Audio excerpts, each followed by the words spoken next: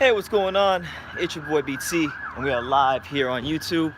I told you guys, and I promised you guys a couple nights ago that I was gonna start doing these lives at later times. This isn't quite as late as the other night, but it is night, so we're gonna take a walk through the streets of Hollywood, and we're gonna talk some boxing. So let me get started off by saying it is your boy BT. We are live here on YouTube, True School Sports. Make sure you guys that come in here, as you guys start funneling in here, make sure you smash that like button. Make sure you smash the like button so YouTube knows that you're rocking with your boy True School, that you like what I got going on here on the channel. Make sure you comment, subscribe, comment. Let me know what city, what state, what continent are you watching this live video from. And last but not least, if you haven't already, make sure you do yourself a damn favor and hit that subscribe button, because we're on the road to 20K. We should be hitting 20,000 subscribers by sometime next week, so really excited about that. While I wait for people to funnel in here, I'll just give you guys some updates on what you can expect from the channel in the coming days. I've been working for 4 days. For 4 days, I've been working on hours and hours of Bow and Holyfield footage that I've been sitting on for weeks. So you guys are in for a real treat over the next week. You're gonna get a lot of good content. You're gonna get more lives. I got that coming out. So like, you guys are gonna get like probably about a good, I'm gonna say 10 to 15 Bow and Holyfield clips ranging on all kinds of topics. So you guys really enjoy that once it comes out. I know a lot of you guys have already been enjoying the Bow and Holyfield content as it is. So you'll get that. You'll get more reaction on the Fury fight. You'll get more videos on the Fury fight. I got a Roman Gonzalez appreciation video I'm working on, because tomorrow's his birthday. So we're gonna big up Chocolatito by making a long video, kind of celebrating his career and what it's been thus far. I got that coming out. I'll be working on. I'm gonna be working on a Sinicia Estrada video, a longer video on her, because she deserves some shine as a women's fighter. She's a fantastic fighter, and I think she has a chance to really go far in the sport. And I got another video coming up on a forgotten boxing legend by the name of Bernard Superbad Mays from Kronk Gym. So lots of great stuff coming out here on True School Sports, and I hope you guys do enjoy it. But it is your boy BT. We're patrolling the streets of Hollywood, Florida, and just make sure you guys smash that like button and let me know where you're watching from and all that good stuff. Let me get to a couple. Before we get started, let me get to a couple of these comments. And see, my man HG13 Johnny, what's up, champ? How you doing? Hope all is well. Van Media was good. He said, bro, it's crazy how they're now hyping up Tom Schwartz as a credible opponent. Yeah, man. I mean, it is what it is. I'm not hyping him as a credible opponent. He was made to order for Tyson Fury to look good in America, and he served his purpose. So, I enjoy the fight. I enjoy the performance, but I can separate my Fury fandom from looking at what it was, on the night. Who wins fighter of the decade for the 2010s? Roman Gonzalez, for me. Roman Chocolatito Gonzalez. He had the most complete decade, took the most risks, and won tons of big fights in the process. So for me, it's got to be him. Don Flamenco, what's up, champ? Mexico. Big shout out to Mexico. Schwartz was no less worse than the majority of Wilder's opponents. Fury's fought Wilder.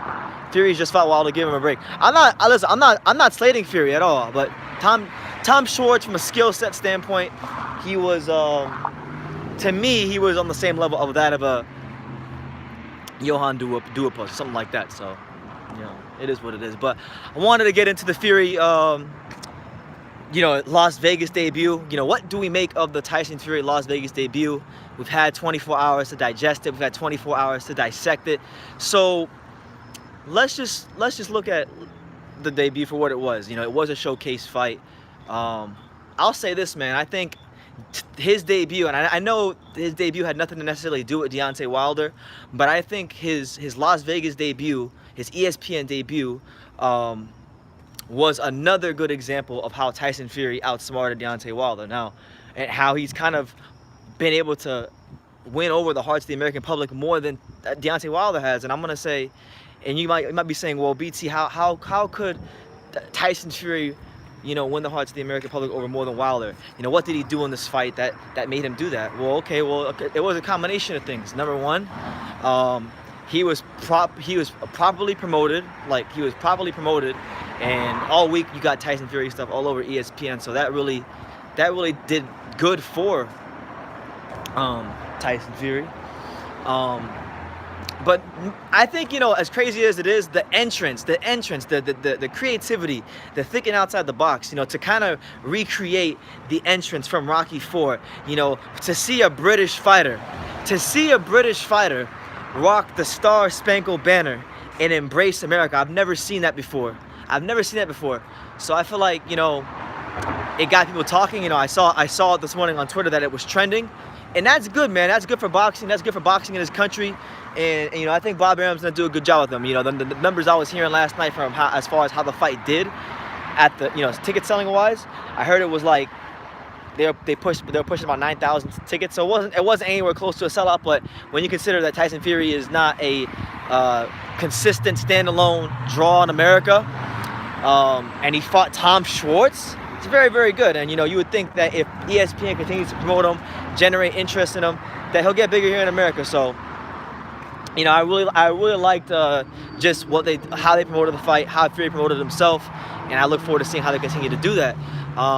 Now they were saying that, and Fury himself was saying that his next fight will probably be sometime in September. I believe September 21st was the date he said, something like that. And they're saying it's going to be in New York City. So Tyson Fury will be making his. I know it won't be his New York City debut because he fought Steve Cunningham at the theater at Madison Square Garden. But if he fights at the Garden again, it's going to be, you know, at the big room, the Garden. So it will be his official real deal Madison Square Garden debut, and I think that'll be big for him because I really think like it would be a statement, a really good statement, if he's able to go to Madison Square Garden, and I'm hoping it's a better opponent than Tom Schwartz. If he goes to Madison Square Garden, and let's just say he has a sensational performance such as, you know, the one last night against a better opponent, then what a statement that is. You go to the place that Anthony Joshua lost, and you have a great heavyweight debut, you know, would be a really good statement by him. So it is what it is there. What I'll say is this, man. I like, if there was one takeaway from Tyson Fury and just how he fought last night, you know, the takeaway I'll have is, you know, from a boxing standpoint, is, you know, he's always been able to switch southpaw. He's always been able to do that. But I genuinely believe, and I know he wouldn't be southpaw too long against Wilder, because if you are southpaw against Wilder, that opens you up for a right hand. But I could see Fury in a rematch becoming so comfortable and boxing so well against Wilder that he actually fights him for a little bit out of the southpaw stance, you know. And I feel like, you know, that's probably something that he works on in the gym, or has been working on in the gym a little bit more these days with Ben Davison, because when you fight a guy like Wilder, you want to have more looks. So, you know, I might be reading too much into it, but, you know, it is what it is there. But all things considered, I think it was a great Las Vegas debut for Tyson Fury.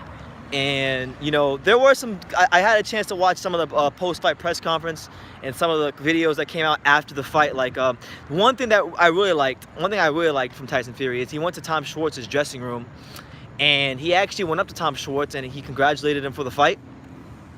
And he congratulated Tom Schwartz, you know, for putting on a good effort.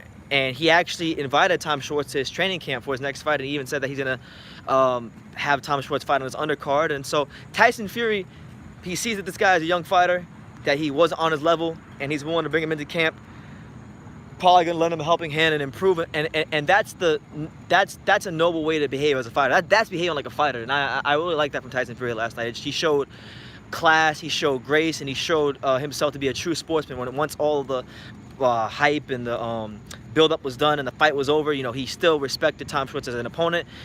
He gave Tom Schwartz credit for, you know, trying his best, you know, and he even took a bit of a dig at AJ. He said, you know, we saw how some people, they get in the ring and they quit, and he kind of referred to AJ, you know. So, you know, fair play to Tom Schwartz. Hopefully Tom Schwartz, for his own career, you know, he can get in camp with Fury consistently, get rounds with Fury consistently. Fury can show him some stuff, and maybe Schwartz can improve as a fighter. You know, he's still 25, still has a lot to learn, and, you know, it was a massive step up. It was like climbing Mount Everest, to go from where he's been in his career, fighting the likes of Sinead Gashi as his best opponent, to stepping all the way up to fight Tyson Fury. You know, it was too big of an ask for a fighter who was very limited in skills. So, you know, I wish Tom all the best. I really hope things go well for him in his career.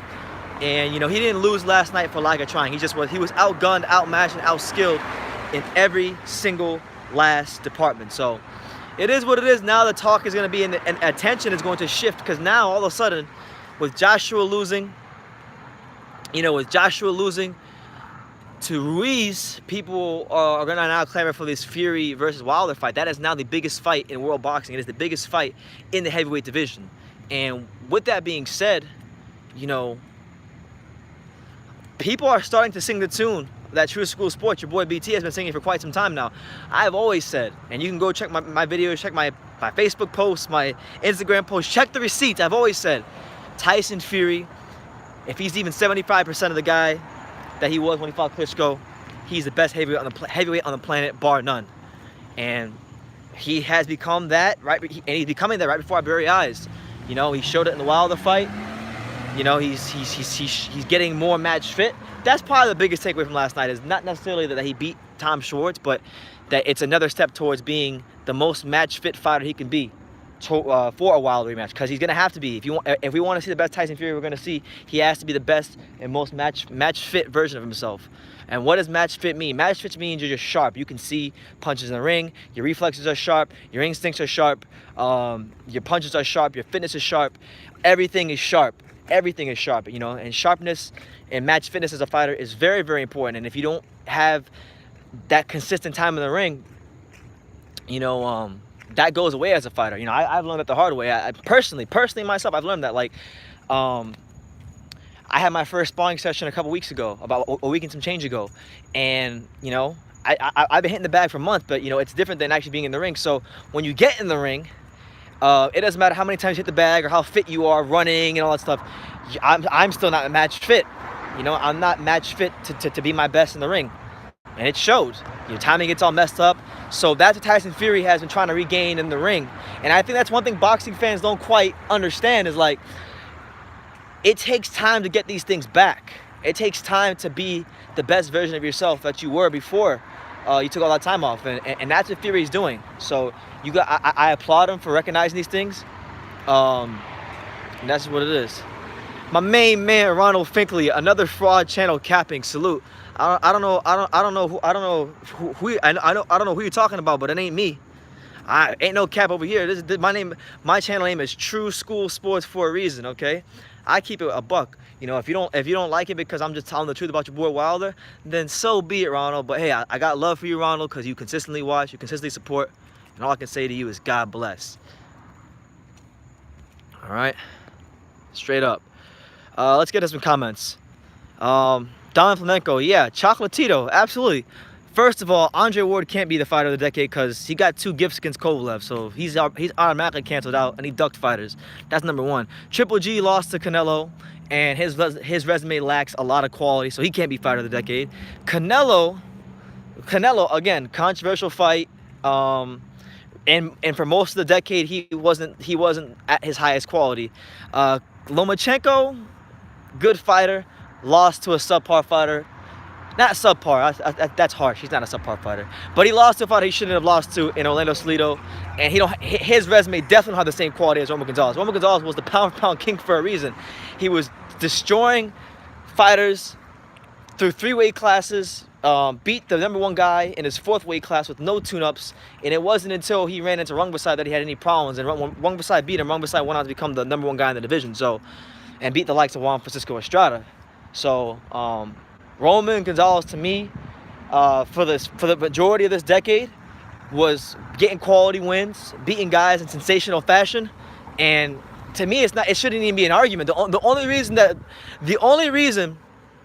that this fighter of the decade thing is even an argument was because he's a smaller weight class fighter and he's not from America or like the UK or Mexico. If he was from one of those 3 countries and he had the same resume he had now, this wouldn't even be a conversation. But because he's from Nicaragua and he doesn't speak English and he's not boisterous and he's not in the media, and a lot of the boxing media has kind of flipped on him since he lost to Rungvisai, they're gonna hate Roman Gonzalez. They're not gonna give him the credit he deserves, because sometimes I make videos about Chocolatito and he still don't get the credit he deserves. So guess what? He's getting a video sometime this week in celebration of his birthday, and you guys will see it when it comes out. It'll be a long drawn out video where we highlight key points in his career and why he's great and why he's the fighter of the decade. It's actually going to be about why he's the fighter of the decade, ironically. So I'm glad you asked. But let's get to some more comments. My main man Ronald Fickley says Fury was a joke Saturday, and y'all love the fuckery. How was Fury a joke on Saturday? He was entertaining. He put on a masterclass performance. I know it wasn't against a great opposition, but you know it was what it was. Yeah, Salido should have lost to Lomachenko, but the reality is Lomachenko took that fight too early in his career. He was green for the professional ranks of boxing, and it was what it was.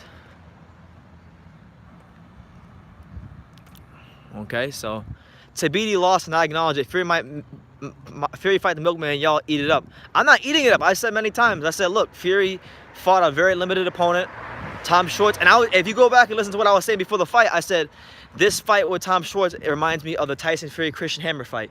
Tyson Fury fought Christian Hammer, who was a European level heavyweight before he fought Klitschko. It was the fight right before he fought Klitschko, and he ironed out Christian Hammer like 7-8 rounds.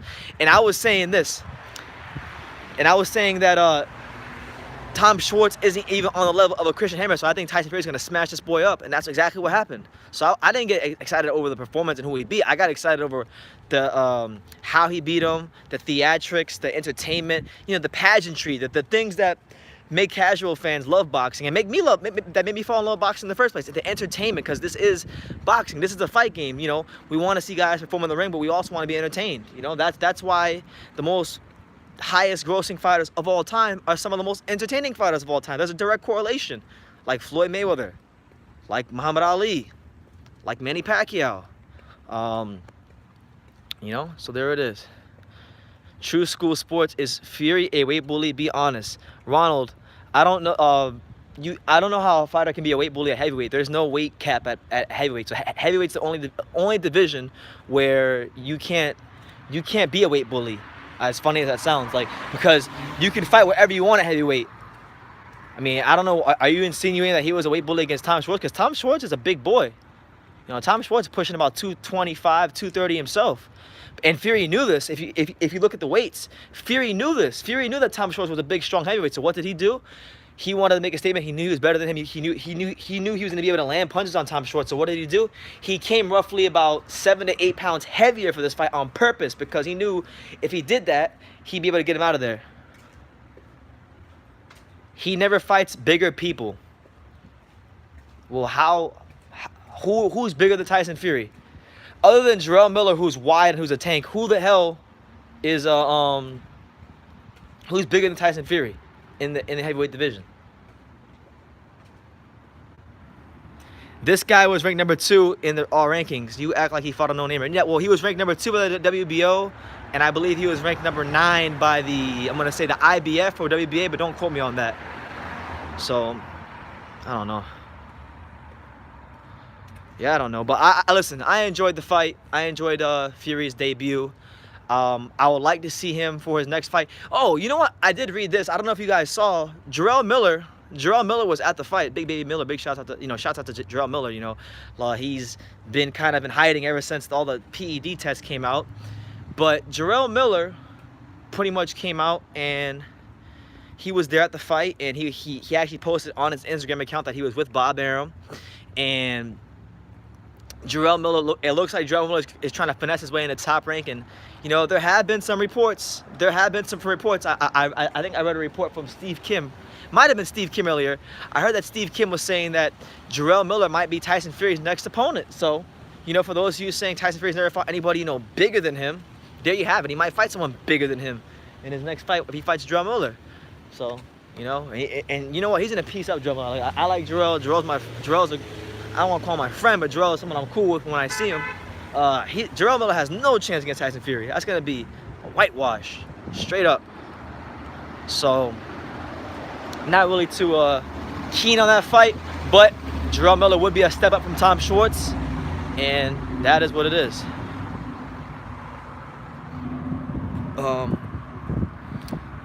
So where does he go from here?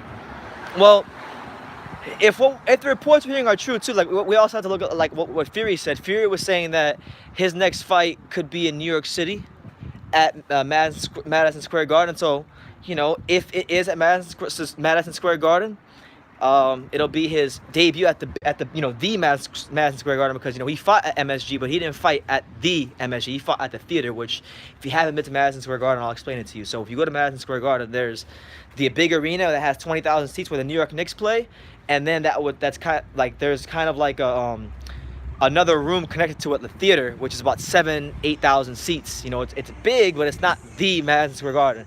When he fought Steve Cunningham in New York, he fought at the theater, which was 7,000-8,000 seats. If he fights at the Garden now, he'll fight at the Garden where the Knicks play. So it's big difference, big difference. And if he can get a Jarrell Miller in there for this fight, you know, it makes sense as an opponent, because Jarrell is a New Yorker. He's a name in the division. You know, he's a name in the division. I won't say a respected name, because nobody really respects Jarrell Miller at this point. His name's kind of in the shitter at the moment, you know, because of all the PEDs and all that stuff. But it does make sense as an opponent, and that's just what it is. So, you know, I don't know who he's gonna fight next, but Jarrell Miller seems like a sensible opponent based on what happened last night, based on where his next fight is rumored to happen, and that's what it is. What else is there? So let's talk about Wilder and Fury in the rematch, because people are speculating, you know, about that fight and when it's gonna happen. I really hope the fight happens in 2020. I've heard so many things about the rematch. Like, I'll tell you guys one thing I heard Frank Warren say at the press conference for Tom Schwartz when they had it in the UK. When they had the press conference in the UK with Tom Schwartz, one thing Frank Warren said that kind of went under wraps was, he said that Tyson Fury versus Deontay Wilder, when it happens again, the rematch, could take place on network television here in America. And I said to myself, I said, wow, that would be absolutely massive. Absolutely massive. You know, to have a fight of that magnitude, a big heavyweight fight of that magnitude here in America, you know, on network television. I was hearing ABC, which is a huge network. You know, you don't even need cable. You don't even need cable to get ABC. You can just get an antenna and you get ABC right there. It comes with a package right there when you plug it into the TV. So that would be big. I really hope the Wilder fight, like regardless of where, you know, whether I think Fury's gonna win or Wilder is gonna win, whatever the case may be, I want that fight to be as big as possible, because I want boxing to win. I want boxing to flourish. I want boxing to be popular. I want boxing to matter in this country. And I feel like I'm really happy about where boxing is heading in America right now, because, you know, people are talking about boxing. You know, I'll give you an example. I went to the grocery store the other day, and I was talking to one of my friends from high school who I hadn't seen in about a couple months, and, you know, he was asking me about Tyson Fury, because he had been seeing all the stuff on ESPN. So people in America are starting to find out who Tyson Fury is. You know, Top Rank has put a lot of money behind him. They're promoting him properly. I'll be honest with you though, I kind of wish ESPN would do that same sort of promotion for Terrence Crawford. I don't understand why Terrence Crawford can't get the promotion here in America. You know, I love Fury, but Terrence Crawford is one of America's very own, and he's a hell of a fighter. And I never see Terrence Crawford get that kind of promotion here in America. And I understand that Terrence Crawford isn't the most media-friendly fighter. He's kind of like, sometimes he has a personality of like this wall sometimes, but you know, Terrence Crawford is an exceptional fighter, and I you know, he should be a bigger star here in America. And I think Bob Arum and Top Rank and all parties involved, I feel like they drop the ball sometimes when it comes to promoting him here. I'll be honest with you. I gotta be 100%. I keep it 100 with you. They drop the ball when it comes to promoting Terrence Crawford here in America, because I've never seen Crawford get anywhere close to the kind of promotion Fury got. And I understand they don't have the same amount of money invested in Crawford as they do Fury, and he's not a heavyweight, but he is one of the pound-for-pound best fighters in the world, and he is, you know, an American. So I don't know, man. I just really wish they put that same promotion for Terrence Crawford. But people here in America, I can tell you for sure, the average Joe Blow on the street is beginning to learn who Tyson Fury is, and that is a fantastic sign for boxing in America. That is a fantastic sign for where the sport is going, and it is in a healthy place. And you got, you know, like my man HG13 said, there's 4 heavyweights right now, maybe 5 heavyweights right now who are kind of carrying the heavyweight division, and in many ways carrying boxing as a whole in terms of popularity. You have Tyson Fury, who's getting built up here in America, who's a lineal champion, you know, championing mental health and all this stuff, which I can get behind, because I as you guys may have seen, I made my own video about my own personal struggles with mental health. So you have Fury, you have Joshua, who the ladies love, and the men want to be him, and he's got all these followers on Instagram, and he was the unified champion and won the gold medal, and he done well for himself until he got knocked out by Ruiz. You got Ruiz, who's a fat man, a Mexican, the first Mexican heavyweight champion. So he's gonna bring in a big audience himself. Who else we got? You got Dillian White, who's kind of like the average man. Not like he represents the average man from on the streets of England. Just a humble, real down-to-earth guy, but he comes to fight. He brings the pain. You got him, and you got Deontay Wilder, a country boy from Alabama who can punch like probably no other heavyweight we've seen before. Since probably George Foreman. So you got all these guys who are all uniquely different, all uniquely talented. They bring in people from different walks of life, and they're all heavyweights, and they're all talented heavyweights. And I want to see all these guys fight each other. I think it'd be great for boxing. I think it'd be great for the sport.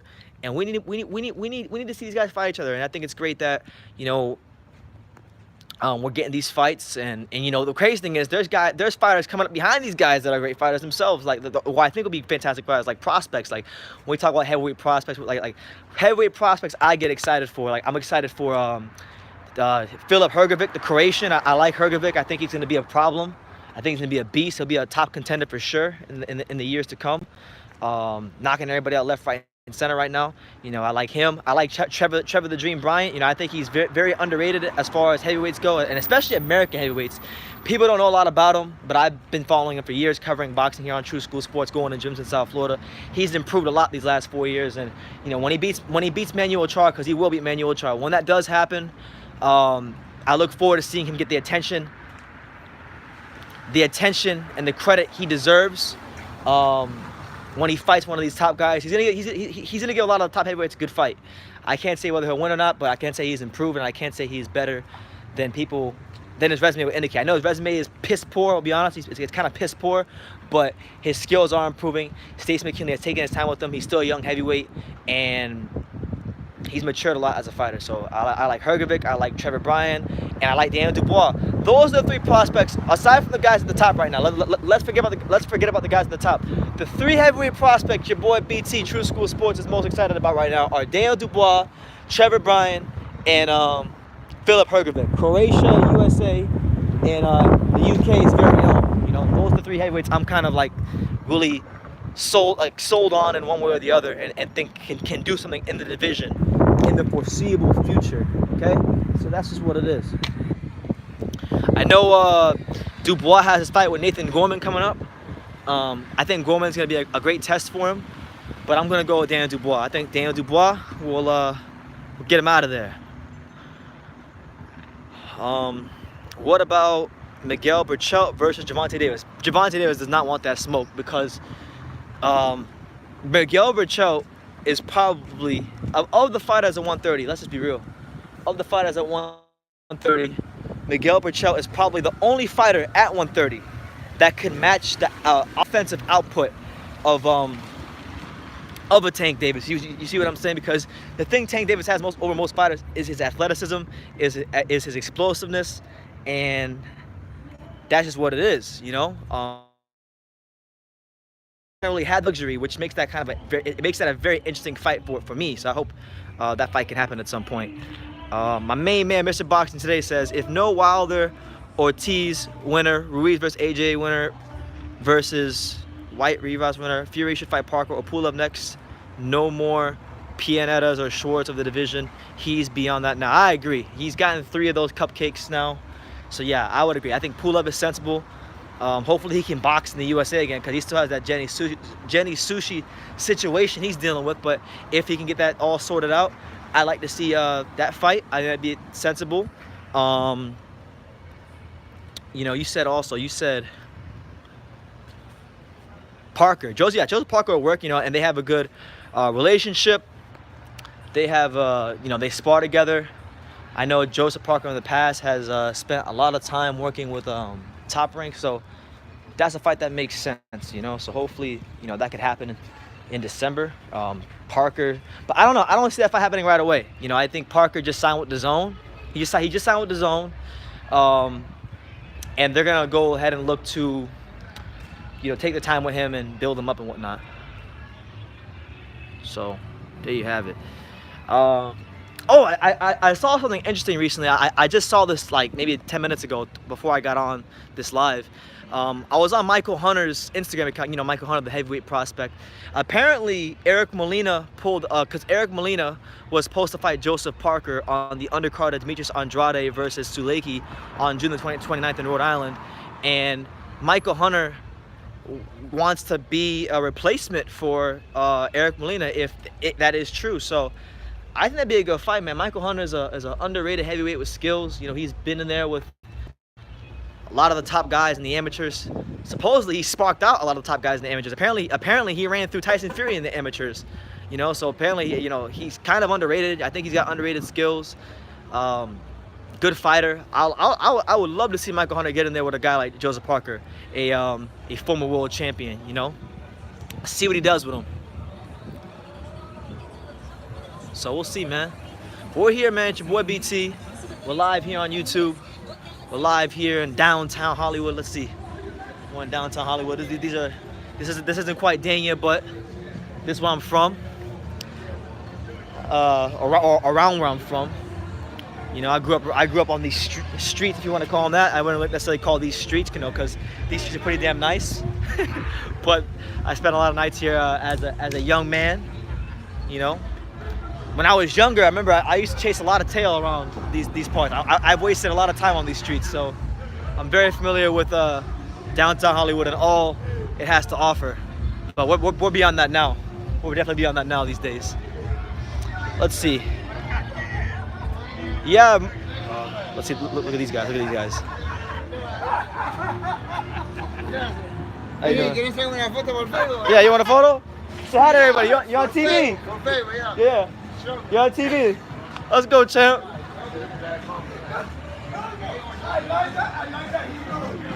Edward Scott, what's up, champ? He said, top man BT. It's 5 in the morning. We're in the UK smoking weed, chilling in Mara Bay, listening to True School Sports. I appreciate that, man. Edward, man, you always support, man, so I really appreciate that. Big shout out to you over there at Mara Bay. Hopefully, you know, I don't condone smoking weed, but hey, I don't condemn anybody for it either. You enjoy yourself, champ. What did you make of the Tyson Fury fight? I'm gonna show you guys something interesting. Let's watch this.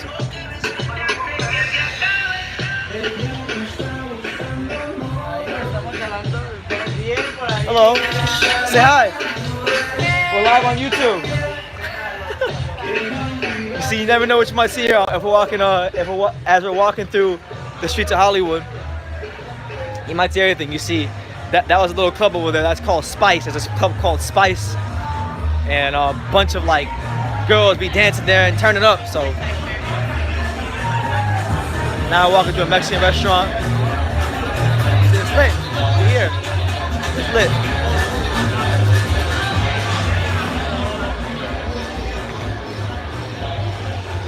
No problem, Ronald. You know, hey, it's all good, man. We're all entitled to our own opinions. If you think Fury's gonna beat, or Wilder's gonna beat Fury, that's your opinion. You're entitled to have it. But I don't really see that being a scenario. That's not gonna happen at all. Just my opinion. I just think Fury's too slick, too smart, too intelligent for Wilder. But you know what the crazy thing is? As quick and as skilled and as intelligent as he is, Wilder can end all that shit in one punch. So that's what makes it such a great fight. You see what I'm saying? Top man BT, get in there, son. I'm good, man. I'm good. We're gonna walk past this Jamaican club right now. This Jamaican club.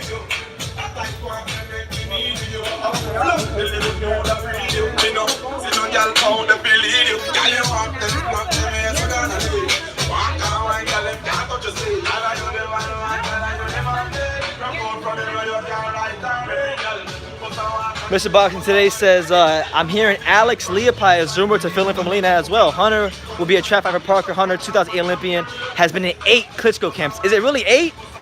Jesus, I know he's been in camp with Klitschko, but I didn't know it was 8 times. That's a lot of times to be in camp with Klitschko. So you know he's a skilled fighter and he's got a lot of high quality experience under his belt.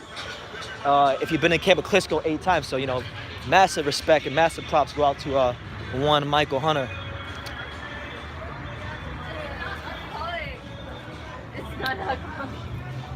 Yeah, Alex Leopai though, that's an interesting fight, man. I thought, correct me if I'm wrong, Mr. Boxing today, but didn't Alex Leopai retire not like a year or two ago? Because I remember the last I heard of Alex Leopai, he had retired and he was not going to be boxing anymore. That's what I heard, you know. But Leopai is a solid, you know, he's a game fighter. You know, big shouts out to Alex, the Lionheart Leopai. But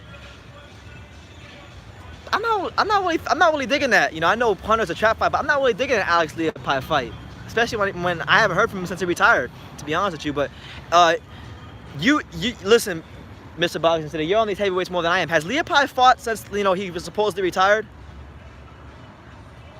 Like, Fury fought nobody June 15th. Sopranos time. Peace out, BT chat. All right, Triple JJJ. Peace out to you, champ. But we're finally about to get to our where I like to sit down in the park. So, you know, hope you guys are enjoying the sights and sounds of, you know, I wouldn't say my hometown because we're not in Dania Beach, but we're in Hollywood. We're in Hollywood, which is basically Dania Beach. So, you know, same thing. For those of you who weren't here for the last time I was here, if you go look, I'm gonna point it out to you. Like right there, that's where Shannon Briggs. That's where Shannon Briggs took. That's where Shannon Briggs took the food off Vladimir Klitschko's plate at Mamma Mia's over there, and on Young Circle here in Hollywood. So I gave a little history lesson on that last time I was here, and a lot of you guys enjoyed that. But about to go to our spot. Yep. Then he was set to fight Gorman last December, and then he pulled out. Okay, so I didn't know that. I didn't know that Leopai was still active, because I remember the last I heard of him, he was retired. So, you know, good for him if he's fighting again and he's serious about it. Good for him, man. Hopefully he can go in there and give a good account of himself. Leopai is not a bad fighter. He just never been the creme de la creme at heavyweight, you know. So I mean, it's not my first choice. I mean, I know it's a trap fight, but I'd still like to see Joseph Parker fight Michael Hunter. Gotta love Shannon Briggs. Let's go, champ. You damn right. We love Shannon Briggs here on True School Sports. Let's go, champ, and all that good stuff. Blase, blase. I like Shannon Briggs. I love Shannon Briggs, actually. Hopefully I see him soon. You know, I haven't seen him at the gym at all recently, so hopefully we run into him one of these days. We can get an interview with him, because it's been some years since we got Shannon Briggs on the channel, and that's a no-go. So I'm gonna sit down. Let me sit down. We're here. We're here. So now I can really just dissect your comments. What's my battery at right now? My battery is at, how's my battery doing? My battery is at 69%, so we can set up, I'm gonna set up shop and just sit here and talk to you guys for a little bit. We can talk about whatever you want. Any boxing questions in the comments, you drop them down below. Any questions about future fights, drop them down below. Any questions or suggestions about content, you drop them down below. Anything you gotta talk about, you guys just drop it down below. Don't even necessarily gotta be about boxing, you know? By the way, before I move on any further, let me just say Happy Father's Day to all the fathers out there. You know, big Happy Father's Day to Mr. Boxing today. I know he's got a couple kids of his own. Big shout out to him. And all the fathers out there. You know, a lot of times in this world, Mother's Day, they make a big deal about Mother's Day. And they say, oh, well, Happy Mother's Day, this, that, and the third. And, you know, shout out to the mothers, but fathers deserve credit too, because, you know, really, the father is the backbone of the household. It's the backbone of the world. And that's why in a lot of countries, particularly here in America, you know, men are struggling to be men because they lack father figures. So if you're out there today and you're being a father to your child, you know, it's the greatest thing you could do for your children. And me, I'm blessed to have such a great father who many of you have come to know through my channel, you know. So big shout out to my big Happy Father's Day to my father, my main man, my dad, Nelson. Love my dad. But yeah, Happy Father's Day. Vitaly broke Shannon's face. Yeah, it wasn't looking too good for Shannon in that fight. My man Paul said, who is the brightest prospect under 20 years old? That is a great question. Because Devin Haney's what? Devin Haney's 20? That's a great question. Logan Yoon is 20 himself. I mean, I don't know about the brightest, but one of the only... I can't really think of too many... I can't really think of too many prospects under 20. I think Raymond Ford, who just signed to Eddie Hearn, who won the National Golden Gloves at 18 or something like that. I think he's going to be a good prospect. He's from the Camden, New Jersey area. Eddie Hearn just signed him. He's only had like 1 or 2 pro fights. Very good southpaw. I think he'll be a guy who, if his head is on straight, he's got the talent to be a multiple division champion and maybe crack the pound for pound list at some point. So I can't think of too many prospects under 20, but Raymond Ford is one that comes to mind.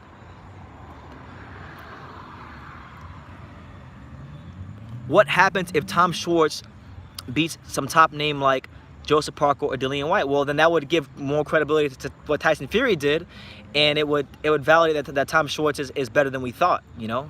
And, you know, he's 25 years old. He's going to go to camp with Fury. Fury already, if you didn't see after the fight, Fury went to his locker room and pretty much, you know, said that he wants to get him in camp with him, that he wants to get him on his next, you know, fight on the undercard. And so, you know, there's a lot to be learned from Tom Schwartz. So hopefully, I wish him the best, and he can improve, you know, because he's a big, strong guy. There's definitely strength there to work with. He's got to refine the boxing skills, you see what I'm saying? And he's still young, so we'll see. We'll see what happens with Tom Schwartz. True School Sports, did you hear about Errol Spence versus Terence Crawford happening sooner than later? Yeah, I heard about it. I heard that's why I think they're so quiet, that they're in negotiations, and, you know, I don't really care about that until they actually sign the fight. Sign the fight and make me a believer, because that's a fight that I don't think is ever going to happen. But if it does happen, let me just go on record right now. Let's just go on record right now. Terence Crawford is going to tax that ass. He's going to outbox him. He's going to bully Errol Spence on the inside, and he's going to fold him out like a chair. Straight up. I'm taking all bets. Give me Terence Crawford over Errol Spence any day of the week. And that's no disrespect to Terence Crawford or to Errol Spence. I like Errol Spence, but we going with Terence Crawford. Terence Crawford's a cut from a different cloth, a different breed. And he is the best fighter America has to offer, no doubt about it. And I stand by that. Edward Scott, BT, thanks, I'm a dad with the little boy and another one on the way. I appreciate that, man. Yeah, you keep being a father to your child. If y'all want to know how to change this world, you know how this, everybody says, you know, we can't change the world. And you're right, you can't change the world, but you can change the world a lot if you're just a good father to your child. You know, I've seen the effects of what having a father has done in my life in comparison to some people that I know, my friends and stuff, you know, and I'm blessed. I'm one of the most blessed individuals in the world to have such a great father. Maybe I didn't have the best mother, but I had a great father. Schwartz ain't beating those guys, bro. It was what it was. An easy opponent for Fury to look spectacular on ESPN debut, which I agree. I mean, I don't see him beating those guys either. But again, I must reiterate, he is 25. He's going to camp with Fury. So if he puts his head on straight and does the work in the gym, you know, you never know what could happen.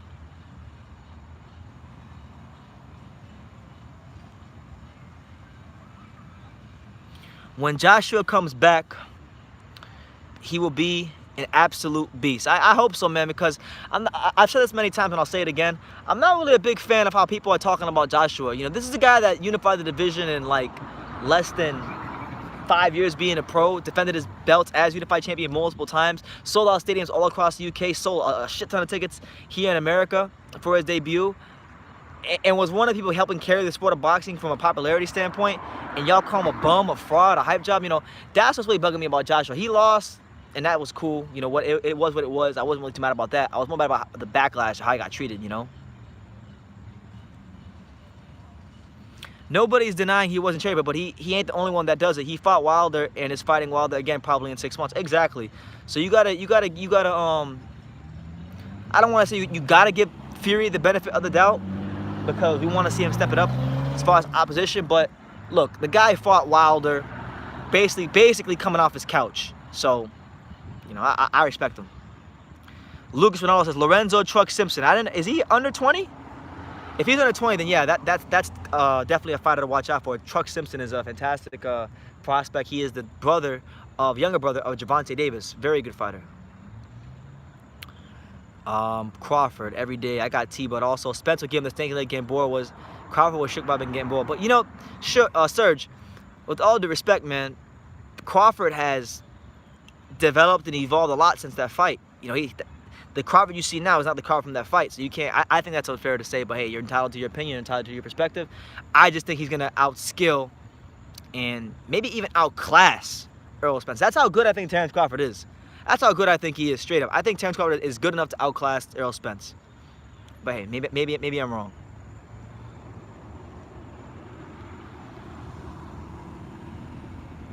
Joshua has done great for the sport. Is a decent guy, but was cherry picking with Fury's belts. How can you say he was cherry picking? He fought some good fighters, man. Povetkin, Klitschko, Parker, Carlos Takam. you know, I get it. Maybe he didn't fight the creme de la creme, but it wasn't really all his fault. Anybody who followed the negotiations and him trying to get fights, we know that it wasn't Joshua's fault. We know that Dillian White wanted a retirement check to get in the ring with him for a rematch. We know that Wilder wanted an extra retirement check to get in the ring with him. So you can't say that. You really can't say that about Joshua. He tried his best. I think he represented boxing really well as champion, and he's still representing boxing well as a guy who doesn't have any belts. Eric Rosa says, watching from Duluth, Minnesota, you keep it 100%. I can't listen to channels with agendas anymore. Yeah, man, I appreciate that. You know, big shouts out to you over there in Duluth, Minnesota, man. Yeah, I can't listen to a lot of channels anymore. And, you know, I'll be the first to admit it. You know, maybe in my earlier years on YouTube, I was maybe one of those agenda-driven channels. But at some point in time, I just realized, like, look, bro, these fighters ain't paying you. Cause call it how you see it, you know. So I'm glad that you appreciate what I'm doing, and I appreciate being appreciated, you know. So God bless you, man. Trucks 19. Who are your top 5 prospects in all the boxing? Okay, let's see. My top 5 prospects in all boxing off the top of my head. I like Jaron Ennis. I think Jaron Ennis is going to be a world champion for sure. I like him. If we consider Shakur Stevenson a prospect, I would put him in that bunch. I like him. I'm a massive fan of this Japanese fighter who I got a chance to watch on the Koshi Tanaka undercard. His name is Kento Hatanaka. He's a fantastic prospect. I like him. I like Filip Hrgovic. You know, I like him a lot. I like Trevor Bryan, who I don't think we can consider a prospect anymore because he's WBA interim champion, but I like him. I like Joshua Buatsi. So yeah, Joshua Buatsi, Hrgovic, Shakur Stevenson, Kento Hatanaka, and I guess I'll say, and I'll name 3 of my friends who are prospects in boxing. Bad Blake Davis, coming out of South Florida, cruiserweight prospect. He's 2-0 with 1 knockout. He's fighting on July the 12th. I'll be at that fight, covering it for your True School Sports. So, yeah, Bad Blake Davis. I like him. I like Justin Big Time Biggs out of New York, 154 prospect, undefeated. I believe 16-0 with 16 knockouts. Been in camp with a lot of top fighters like Zab Judah, Erickson Lubin. He was once signed to Evander Holyfield's Real Deal Promotions. I like him. And then my main man, David Flat Sparks. He's a middleweight prospect out of Brooklyn, New York. He's like 3-0. So those are just some prospects I like. Some guys maybe you guys aren't familiar with. Kento Hatanaka, David Sparks, Justin Big Time Biggs, Bad Blake Davis, Filip Hrgovic, Shakur Stevenson. Those are names that come to mind. Fury lost his belt for being a mess up. Okay. About to get him back though. Terrence Crawford is an old school fighter, yeah. And you know, Terrence Crawford, one of them fighters, man, where he don't care. He doesn't get caught up in all the media attention and hype. You know, he just wants to beat the shit out of you. He wants to be a great fighter. That's all he cares about. And that's kind of an underrated thing about Terrence Crawford. I don't think it gets talked about enough. People talk about how he's not marketable, how he doesn't talk, how he's not this and how he's not that. But he just wants to be a fighter, man. He's a fighter to his core, and that's all he wants to do is fight. He ain't here to have Instagram followers. He ain't here to be the biggest star. He's here to be the pound #1 fighter in boxing. So I respect him. Mr. Boxing Today says, nah, bro, LOL. He was definitely in training a full year prior to the actual Wilder fight. It was a process for Fury coming back. He was 257 pounds and far from any couches. Yeah, I mean, I understand that, but when I say he came off his couch, what I'm talking about in terms of big fights. He came off, you know, Fury himself will admit, he admitted it even in the build-up to this Schwartz fight, that he took that Wilder fight probably a little too early in his own estimation, you know? So that when I say he's coming off his couch, I don't literally mean he came off his couch. I know he had the 2 tune-up fights against Sefer Safari. I know he trained. I know he fought Pianetta. But we're talking about in terms of big fights. Because to fight a guy like Deontay Wilder, you got to be ready. You got to be ready. So, I don't know. That's just my opinion. But, you know, I understand. Who wins? Garcia? I'm going with Garcia. Yeah, I'm going to go with Garcia too. I'm going to go with Danny. I think Danny Garcia stops Mikey Garcia. I don't think Mikey Garcia got the heart to be a great fighter at 147. And that's my honest opinion. Klitschko was past his best 2 years after Fury schooled him. Him and Takum was David Hayes' sparring partner. Vecchia is a little heavyweight, almost got beat by Price. White is another bum. And Parker. White is a bum?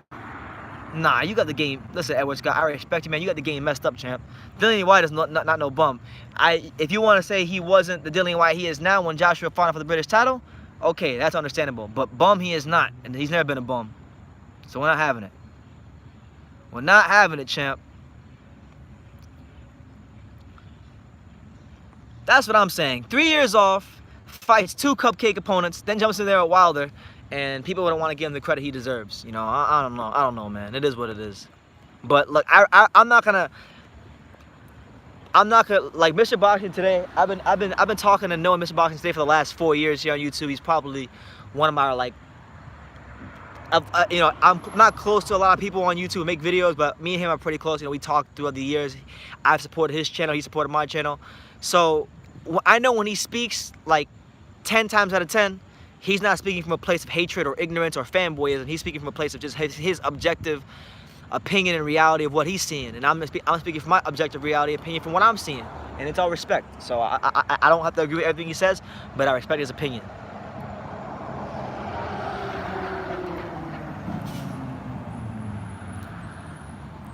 You still think Tank should be called a prospect? Hell no. He's been a world champion, so you can't call him. Once a guy has a belt or has fought for a world title, you can't even really call him a prospect. And if they fight for a world title and get blitzed out the ring and they're not at world level, then at that point they're our gatekeeper.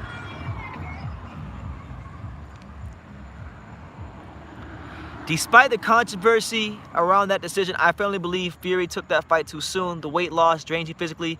The jumping drains you physically. Jumping from Safari to Pianeta to Wilder is a bad idea. Exactly. And he still outboxed Wilder for the lion's share of those rounds. So,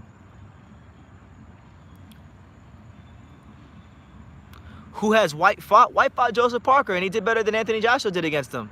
He fought Joseph Parker, fought Robert Helenius, who was a top, you know, a solid contender. Fought Helenius, fought Lucas Brown, you know, and now he's fighting dangerous Oscar Rivas. You know, he fought Dave Allen, he fought the great Dave Allen, who everybody loves, you know. He fought some good heavyweights. They're giving Fury too much credit for this Tom Schwartz win. I agree. Well, I don't know. Are they giving? I don't really see anybody giving him credit. You know, if you want to say like the media, like Top Rank, you know, I think they're giving him too much credit. But you know, boxing fans at large aren't giving him a lot of credit, in my opinion.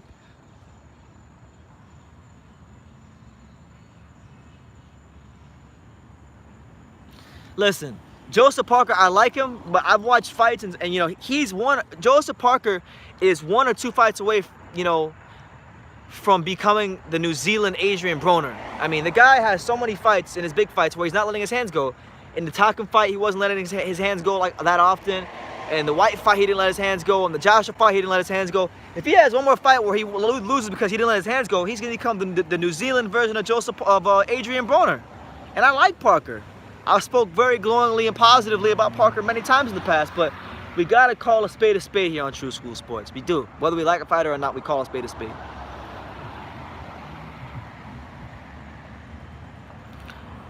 He was allowed to foul Parker relentlessly, even scored a knockdown via headbutt. I think Parker destroys him in a fair fight. I got to go back and rewatch that to see what you're saying, but I don't know, man. I don't know. I thought he beat him fair and square.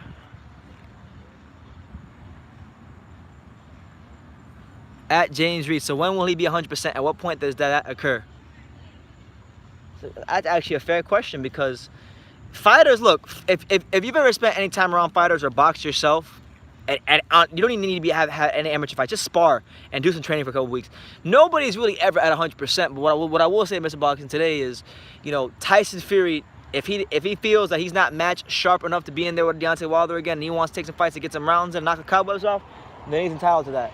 And because to be fair, with what Wilder has did in his career, you know, if we look at Wilder, when he got the belt, people wanted him to jump right in there with Klitschko, and he got criticized for not jumping right in there with Klitschko to become undisputed. And Shelly Finkel said, no, we're gonna take our time with him, and we're gonna give him time to grow. And you see, Wilder has gotten better. He's made improvements. He's improved mentally. He's improved from a confidence standpoint. And now you see him as one of the top heavyweights in the world. And he's clear cut, no doubt about it. One of the top 2 heavyweights in the world, you know. So some people think he's the best heavyweight in the world. And if you want to talk about longevity and who's lasted at the top for the longest, you know, whether you agree with his resume or not, Wilder, in terms of longevity at heavyweight, is the best heavyweight right now. You got to say he is. Oh yeah, there you go. Lucas Ronaldo says Shakur, Haney, Ryan Garcia, Rolly, Teofimo, Virgil Ortiz, rank them best to last as prospect. Okay. I got I don't know, man. Number 1 and number 2 is kind of hard. I think number one and number two out of that list is interchangeable. I think Haney or Tiafimo could be number one and number two. So I'll say I got Tio number one, Tiafimo number one, Haney two, Shakur Stevenson is three, Virgil Ortiz is four. That fifth spot's tough because I think Ryan Garcia is going to grow into become a really good fighter, but Rolly has that style, he has that power to where I think he might be able to surpass Ryan Garcia as a pro. And as long as he refines those boxing skills, I think he could probably become a better pro than Ryan Garcia. So I'll say Ryan Garcia for now, but Rolly's probably dead last on that list. But you got to also understand with Rolly, with Rolando Romero, who you're referring to, Rolly, of all the guys you mentioned, from Shakur to Haney to Ryan Garcia to Teofimo Lopez, Rolly has the least amount of boxing experience out of that bunch. So we don't really know what Rolly is yet. All we know about Rolly is that he is hilarious. He doesn't seem to care what people think about him on Instagram, and he punches like a mule. So he's got a lot of room for growth. He's got a lot of room for maturity. But right now he is the worst of the bunch. But that's not a bad bunch. So just the fact that his name is included on that list with the minimal boxing experience he has is an accomplishment within himself. So again, I would say Teofimo 1, Devin Haney 2, Shakur 3, Virgil Ortiz 4, Ryan Garcia 5, Rolly 6. My man Paul saying he's got Shakur Stevenson number 1. Hey, I ain't mad at that. Shakur's a hell of a fighter. Matchroom heavyweights to be smashed by PBC heavyweights. Think about it. Okay, well, let's see. Matchroom heavyweights are Dillian White, Anthony Joshua. Who else I got? Who else I got a heavyweight? Refresh my memory. We'll say the Zone heavyweights because they're affiliated. So we'll say you got Joshua, White, Philip Hrgovic, Joseph Parker, and then PBC heavyweights are Wilder, Ruiz, Adam Kaunaki, Chris Arreola. I'm blanking out here. F.A. Agjagba. Ronald Finkley says he's got Teofimo number 1. I agree, man. Teofimo's a hell of a fighter. I'll never forget, man. Teofimo is fantastic, man. He's been a fantastic prospect for a while. I've been following Teofimo for a long time because when I started boxing, I picked up boxing gloves for the first time in 2015, early 2015, and around that time was when Teofimo was, boxing in the amateurs. He was winning the nationals, JL nationals, was fighting in the Sugarbird tournaments, and I remember I used to hear his name all the time when I was training down at Canino's boxing gym here in Dania, over there in Dania, not here in Dania because I'm not in Dania anymore, but down there in Dania. And I kept my eye on him, and he's wild. He's been an impressive amateur ever since. Turned into an impressive pro. I think he's got a chance to go far. But we'll see, man. We'll see. Henry Brown, what's up, champ? Thank you for the $2 super chat. Henry Brown always supporting the channel, so I got massive love for Henry Brown. Hey, any of you guys, I like what I got going on here on True School Sports. If you feel led to, you want to support the channel, oh, did I freeze? Oh, hell no. I froze?